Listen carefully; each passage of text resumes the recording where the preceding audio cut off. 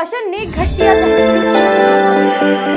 उत्पादन केंद्र का हजारों क्विंटल गेहूं बारिश के कारण सड़ने के साथ साथ बदबू मार रहा है और खुले में अब भी पड़ा खाद बन चुका है। जी हां, हम बात कर रहे हैं तहसील क्षेत्र के अंतर्गत आने वाले ग्राम मालीखेड़ी की, जहां श्री संतोष वेयर हाउस गेहूं उपार्जन केंद्र में शासन के ही कर्मचारियों की बड़ी लापरवाही देखने को मिली है।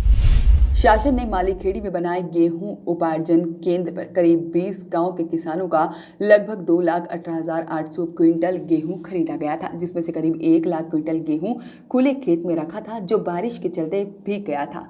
वहीं वेयर हाउस संचालक भारत सिंह पवार ने जिम्मेदारों को बार बार अवगत करवाने के बाद भी समय पर गेहूं नहीं उठाया गया। साथ ही भारी बारिश में गेहूं की बोरियां उठवाई गई, लेकिन पिंडों में जमी लगभग 35,000 क्विंटल गेहूं बुरी तरह से खराब होने और बदबू मारने के साथ खाद बन चुका है। इस वर्ष केंद्र पर किसानों की पंजीयन गेहूं उपज तुलवाने का कार्य कोरोना संक्रमण महामारी के कारण समय अवधि से 2 माह की देरी के बाद अप्रैल में उपज तुलवाने का कार्य शुरू किया, जो कि जून तक चलता रहा।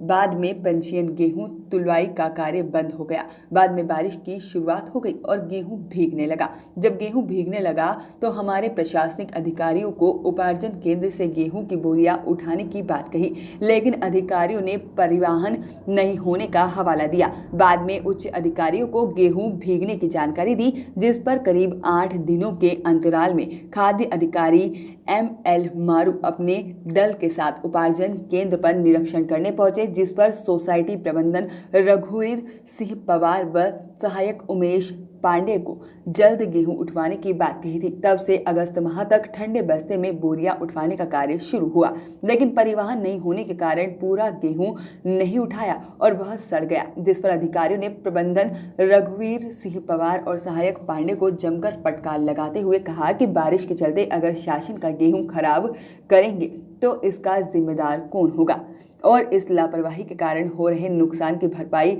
हम तुम्हारी प्रॉपर्टी से करेंगे। संचालक पवार ने कहा कि खुले में रखा उपार्जन केंद्र का हजारों क्विंटल गेहूं बारिश के कारण सड़ने के साथ साथ हमारी 8 बीघा जमीन भी काम नहीं आई। अगर जमीन खाली होती तो पहले सोयाबीन और अब गेहूं चने की फसल बोई होती, लेकिन शासन की बड़ी लापरवाही के कारण हमारा 5 से 4 लाख का नुकसान हुआ, जो देना होगा, अन्यथा दावा आपत्ति लगाएंगे। इधर हम्माल तुलावटी भी अपनी मेहनत का पैसा नहीं मिलने के कारण नाराज दिखे। हम्मालों के मुकद्दम नागू सिंह गोहिल ने जानकारी देते हुए बताया कि मालीखेड़ी गेहूं उपार्जन केंद्र पर पंजीयन के गेहूं तुलाई की शुरुआत होते ही हमारे द्वारा यहां 12 से 14 कांटे लगाए गए थे, जिसमें लगभग 90 हम्मालों की टीलों थी, लेकिन जिन्होंने करीब 2,19,000 गेहूं की बोरियां हमारे द्वारा तोली गई थी, जिसका लगभग 15 से 16 लाख हुआ, लेकिन तुलाई का पैसा आज तक भी हमारे पास नहीं आया। जब सोसाइटी प्रबंधक रघुवीर सिंह पवार से हम्मालों का पैसा देने की बात कही, तब प्रबंधन पर पहली बार संतोषजनक जवाब नहीं मिला और सभी बोरियां तोलकर पैसे देने की बात कही, लेकिन फिर भी हम्मालों का पैसा नहीं मिला। जब दूसरी बार प्रबंधक को पैसे देने की बात कही तो संतोषजनक जवाब नहीं मिलने पर उपार्जन केंद्र के सभी कांटे बंद कर दिए गए और हम्मालों ने भी मजदूरी का पैसा नहीं मिलने पर तहसीलदार शिवराम कनासे को अवगत कराया।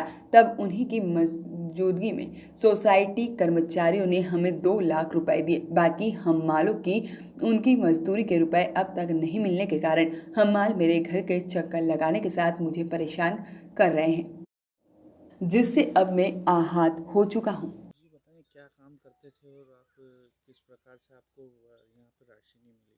जी मैं एक मुकद्दम हूँ सारे हम्माल के, और ये मालीखेड़ी सोसाइटी में गेहूँ तुला तो उपार्जन केंद्र का, तो यहाँ पे 12 से 14 कांटा लगाए थे, तो करीब करीब 2,18,000-19,000 बोरी तुली हुई थी। इसके बाद में अभी तक हम्माल के पैसे नहीं मिले हैं। सारे हम्माल हमारे घर पे आते हैं, वो बोलते हैं पैसे के लिए, और अभी तक उन्होंने 1 रुपये भी नहीं कितने दिए। पैसे बने होंगे टोटल आपको अभी तक? ये कितना पैसा हम्माले के करीब करीब पैसे बने हैं अपने 15 लाख रुपए। तो आपको अभी तक कितना पैसा दिया? हमें सिर्फ 2 लाख रुपए मिले हैं। कितने हमालों के बीच? ये करीब 80-90 हम्माल थे, 14 कांटे चल रहे थे। तो आपने जब सोसाइटी के प्रबंधक या सचिव से बात करी तो उनका क्या कहना है? बोला था उन्होंने कि हाँ बस तुम काम करो, हम देंगे, कल दे देंगे, परसों दे देंगे। 1-2 बार कांटे भी बंद करवाए थे तो सिर्फ 2 लाख रुपए दिए उन्होंने कि बाकी सब काम पूरा हो जाएंगे फिर दे देंगे। वो भी 2 लाख भी साहब तहसीलदार साहब ने दिलवाए थे। तहसीलदार साहब आए थे यहाँ पे, हमने कांटा बंद करे थे, उन्होंने आके बोला था कि हम दिलवाएंगे, तो 2 लाख रुपए दिए थे उन्होंने। हाँ। जी बताइए, आपको पैसे के लिए क्या क्या बोलते हैं लोग? क्या बोलते हैं साहब, वो आप रोज घर पे आते हैं और पैसे की बोलते हैं, परेशान करते हैं, तो मैं तो उनके मारे तंग हो गया हूँ। अगर जो मेरा पैसे नहीं देंगे तो मेरे को आगे के लिए कुछ कदम उठाना पड़ेगा। कदम उठाएंगे या अगर कुछ कर गए, अभी कोरोना महामारी चल रही है, दूसरा काम भी नहीं है हमारे पास। अगर जो हमारे वक्त पे पैसे नहीं मिलेंगे तो हमको कुछ कदम उठाएंगे और इसकी जवाबदारी के तो सेक्रेटरी साहब रहेंगे या फिर कोई अधिकारी रहेंगे। Bureau report, voice of rights.